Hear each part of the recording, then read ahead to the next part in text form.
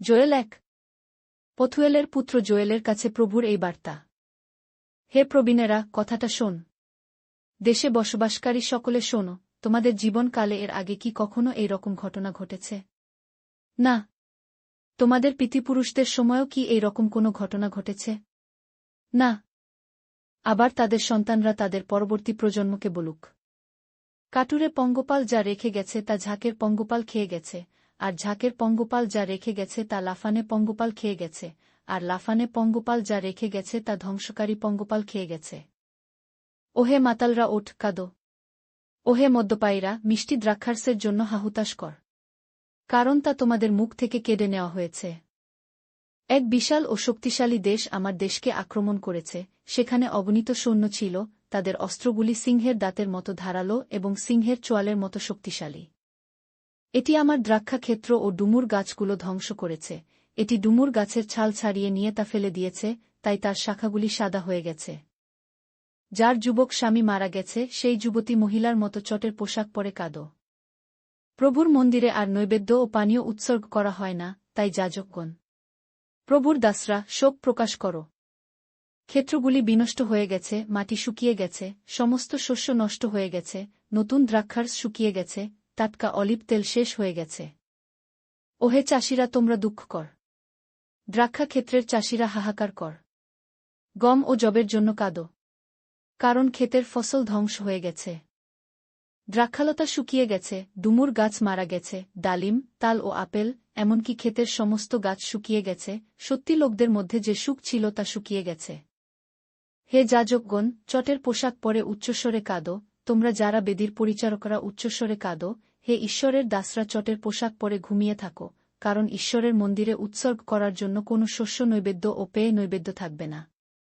উপবাসের জন্য একটি বিশেষ সময় ঘোষণা করো, বিশেষ সভার জন্য লোকদের একত্র করো, দেশের সমস্ত লোক ও নেতাদের একত্র করো, তাদের সবাইকে তোমার প্রভু ঈশ্বরের মন্দিরে নিয়ে এস এবং সাহায্যের জন্য প্রভুর কাছে খুব জোরে কান্নাকাটি কর। বিমর্ষ হও। কারণ প্রভুর সেই বিশেষ দিন সন্নিকট, সেই সময় থেকে ঈশ্বর সর্বশক্তিমানের কাছ থেকে আক্রমণের ন্যায় শাস্তি আসবে। এ কি সুস্পষ্ট নয় যে আমাদের কোনো খাদ্য নেই? এটা কি সুস্পষ্ট নয় যে আনন্দ এবং সুখ আমাদের প্রভুর মন্দির থেকে চলে গিয়েছে? আমাদের শস্য বীজ মাটিতে পচে নষ্ট হয়ে গিয়েছে, গুদামগুলো ধ্বংস হয়ে গিয়েছে, আমাদের গোলাবাড়িগুলো শূন্য এবং ভেঙে পড়েছে, কারণ আমাদের শস্য শুকিয়ে গেছে এবং মৃত। পশুগুলো কাঁদছিল। গরুর পাল ঘুরে ঘুরে বেড়াচ্ছে, কারণ তাদের খাবার ঘাস নেই, এমনকি মেষেরাও কষ্ট পাচ্ছে, কারণ আমরা পাপ কার্যের জন্য অপরাধী। প্রভু, আমি সাহায্যের জন্য তোমায় ডাকছি, কারণ প্রান্তরের চারণভূমি আগুনে পুড়ে গেছে এবং খোলা মাঠের সমস্ত গাছ তাতে ঝলসে গেছে।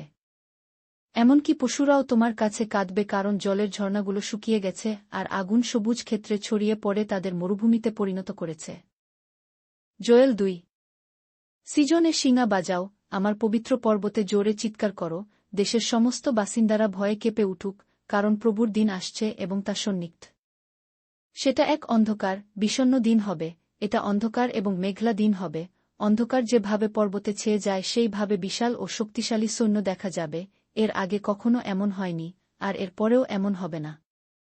আগুন তাদের সামনে গ্রাস করবে এবং অগ্নিশিখা তাদের পশ্চাতে জ্বলবে, তাদের সামনের দেশ হবে যেন এক এদন উদ্যান, কিন্তু তাদের পশ্চাতে দেশ যেন শূন্য মরুভূমি, কোনো কিছুই তাদের এড়িয়ে যাবে না। তাদের দেখতে ঘোড়ার মতো, আর যুদ্ধের ঘোড়ার মতো তারা দৌড়ায়। ওই শোন পর্বতের উপর তাদের রথের শব্দ, সেই শব্দ খড় জ্বালানো আগুনের শব্দের মতো এবং একটি শক্তিশালী সৈন্য বাহিনীর মতো যারা যুদ্ধ করতে আসছে। ওই সৈন্যদলের সামনে লোকে ভয়ে কাঁপে, তাদের মুখ ভয়ে বিবর্ণ হবে। তারা দ্রুত দৌড়ায় এবং যোদ্ধাদের মতো তারা প্রাচীরে চড়তে পটু, তারা কুচকাওয়াজ করে সামনে এগিয়ে যায়, তারা তাদের পথ থেকে সরে যায় না। তারা একে অন্যের সঙ্গে ধাক্কাধাক্কি করে না, প্রত্যেক সৈন্য তার নিজের পথে চলে, এমনকি যদি একজন সৈন্য আহত হয়ে পড়ে অন্যরা ঠিকভাবেই কুচকাওয়াজ করে চলে। তারা শহরের মধ্যে দৌড়ে যায়, তারা দ্রুত প্রাচীরের উপর ওঠে, ঘরের মধ্যে উঠে পড়ে, জানালা দিয়ে চোরের মতো ঢুকে পড়ে। তাদের সামনে যেন পৃথিবী ও আকাশ কেঁপে ওঠে, সূর্য ও চাঁদ অন্ধকার হয়ে যায়, তারারা উজ্জ্বলতা প্রকাশ বন্ধ করে। প্রভু নিজে তার সৈন্যদের চিৎকার করে ডাকছেন, তার শিবির খুব বড়, সত্যি সেই সৈন্যরা তার আদেশ মানে, তারা খুবই শক্তিশালী, প্রভুর দিন হবে সত্যি তীব্র ও ভয়ানক, কে তা সহ্য করতে পারে? প্রভু বললেন, এখন তোমরা সর্বান্তিকরণে আমার কাছে ফিরে এস, উপবাস, রোদন ও বিলাপ করতে করতে এস। আর তোমাদের হৃদয় ছিন্ন কর, তোমাদের বস্ত্র নয়, তোমাদের প্রভু ঈশ্বরের কাছেই ফিরে এস, কারণ তিনি কৃপামা, তিনি চট করে রেগে ওঠেন না, তিনি মহাদয়ামা, হয়তো তিনি যে অমঙ্গলের পরিকল্পনা করেছিলেন সে বিষয়ে তার মন পরিবর্তন করবেন। কে জানে, প্রভু হয়তো তার মন পরিবর্তন করতে পারেন, এমনকি তিনি হয়তো তোমাদের জন্য পশ্চাতে আশীর্বাদ রেখেও যেতে পারেন, তাহলে তোমরা প্রভু, তোমাদের ঈশ্বরের উদ্দেশ্যে বলি ও পেয়ে নৈবেদ্য উৎসর্গ করতে সক্ষম হবে। সিজনে শিঙা বাজাও, উপবাসের দিন ঠিক কর, বিশেষ সভার দিন ঘোষণা কর। লোকদের একত্র কর, বিশেষ সভা ডাক, বয়স্ক লোকদের একত্র কর, শিশু ও বাচ্চাদের একত্র কর, বর ও কনেরা তাদের শয্যাঘর থেকে বেরিয়ে আসুক। বারান্দা ও বেদির মধ্যে যাজকরা, প্রভুর দাসেরা কাঁদুক, তাদের সবাই বলুক, প্রভু তোমার লোকদের প্রতি কৃপা কর, তোমার লোকদের লজ্জায় পড়তে দিও না, অন্য দেশের লোকদের তোমার লোকদের নিয়ে ঠাট্টা করতে দিও না, অন্য দেশের লোকদের হেসে বলতে দিও না, ওদের ঈশ্বর কোথায়? তখন প্রভু তার দেশের জন্য ঈর্ষাকাতর হবেন এবং তার লোকদের দয়া করবেন। তখন প্রভু তার লোকদের সঙ্গে কথা বললেন এবং বললেন, আমি তোমাদের কাছে শস্য, দ্রাক্ষারস ও অলিভ তেল পাঠাব এবং তোমরা প্রচুর পাবে ও তাতে তোমরা সন্তুষ্ট হবে, আমি আর অন্য দেশকে তোমাদের কখনো অপমান করতে দেব না। আমি উত্তর দেশীয় লোকদের তোমাদের কাছ থেকে বহু দূরে পাঠাব এবং আমি তাদের শুষ্ক ও ধ্বংসপ্রাপ্ত দেশে নির্বাসনে পাঠাব, আমি তাদের কিছুকে পূর্বদিকের সমুদ্রে এবং কিছুকে পশ্চিমের ভূমধ্যসাগরে পাঠাব, তারা পচে যাবে এবং তাদের পূর্তিগন্ধ উপরে উঠবে, কারণ তারা অনেক ক্ষতি করেছে। হে দেশ, ভয় করো না, আনন্দ অনুষ্ঠান কর, কারণ প্রভু মহৎ মহৎ কাজ করবেন। মাঠের পশুরা ভয় পেজো না, কারণ প্রান্তরের ভূমিতে আবার ঘাস জন্মাবে, গাছে আবার ফল ধরবে এবং ডুমুর ও দ্রাক্ষা গাছে আবার উত্তম ফল হবে। সিজনের লোকরা, তোমরা প্রভু ঈশ্বরেতে আনন্দ অনুষ্ঠান কর, কারণ তিনি তার উদারতার চিহ্ন হিসাবে বৃষ্টি বর্ষাবেন, তাছাড়াও তিনি আগের মতোই তোমাদের আগে আগে বৃষ্টি ও শেষের দিকে বৃষ্টি দেবেন। আর ঢেকির মেঝেগুলি শস্যে ভরে যাবে, অলিভ তেলে ও দ্রাক্ষারসে পিপেগুলো ভরে উপচে পড়বে। আমি তোমাদের বিরুদ্ধে যে সমস্ত ঝাঁকের পঙ্গপাল, লাফানে পঙ্গপাল, ধ্বংসকারী পঙ্গপাল এবং কাটুরে পঙ্গপাল অর্থাৎ আমার মহাসৈন্যরা পাঠিয়েছিলাম, যারা সেই বছর তোমাদের শস্য ধ্বংস করেছে, তা আমি পরিশোধ করব। তোমরা প্রচুর খাবার খেয়ে তৃপ্ত হবে এবং প্রভু তোমাদের ঈশ্বরের নামের প্রশংসা করবে, কারণ তিনি তোমাদের জন্য অলৌকিক চমৎকার কাজ করেছেন। প্রভু বলেন, আমার লোকরা আর কখনো লজ্জিত হবে না। আর তোমরা জানবে যে আমি প্রভু, ইসরায়েলের মধ্যে বাস করি, আমিই তোমাদের প্রভু ও ঈশ্বর, আর কোনো ঈশ্বর নেই, আমার লোকরা আর কখনো লজ্জিত হবে না। এখন থেকে আমি আমার আত্মা সবার মধ্যে ঢেলে দেব, এর ফলে তোমাদের ছেলেমেয়েরা ভাববাণী বলবে, বয়স্ক লোকরা স্বপ্ন দেখবে, আর তোমাদের কনিষ্ঠরা দর্শন পাবে। আর সেই সময় আমি এমনকি তোমাদের দাসদাসীদের উপরও আমার আত্মা ঢেলে দেব। আমি আকাশে ও পৃথিবীতে চিহ্ন দেখাব, রক্ত, আগুন ও ধোঁয়ার স্তম্ভ দেখা যাবে। সূর্য অন্ধকার হয়ে যাবে, চাঁদ রক্তের মতো লাল হয়ে যাবে, আর তারপর প্রভুর সেই মহান ও ভয়ঙ্কর দিন আসবে। আর যারাই প্রভুর নাম ডাকে তারা রক্ষা পাবে, কারণ প্রভুর বাক্যানুসারে ওই সমস্ত লোক সিজন পর্বতে ও জেরুসালেমে বেঁচে থাকবে, হ্যাঁ, ওই সমস্ত বেঁচে যাওয়া লোক, যাদের প্রভু ডেকেছেন তারাই ফিরে আসবে। জোয়েল ৩। সেই সময় আমি জিহুদা ও জেরুসালেমের লোকদের বন্দিদশা হতে ফিরিয়ে আনব। আমি সমস্ত দেশকে একত্র করে জিহোশাফটের উপত্যকায় নিয়ে আসব, সেখানে আমি তাদের বিচার করব। সেই দেশের লোকরা আমার ইসরায়েলের লোকদের ছিন্ন ভিন্ন করেছিল, তারা তাদের অন্য দেশের মধ্যে বাস করতে বাধ্য করেছিল, সেই জন্য আমি সেইসব দেশকে শাস্তি দেব। ওইসব দেশ আমার দেশকে নিজেদের মধ্যে ভাগ করেছিল। তারা আমার লোকদের জন্য গুলিবাট ব্যবহার করেছিল, তারা এক বেশ্যার জন্য ছেলেকে এবং পান করবার জন্য দ্রাক্ষারসের বিনিময়ে মেয়েকে বিয়ে করেছিল, এমনকি তারা।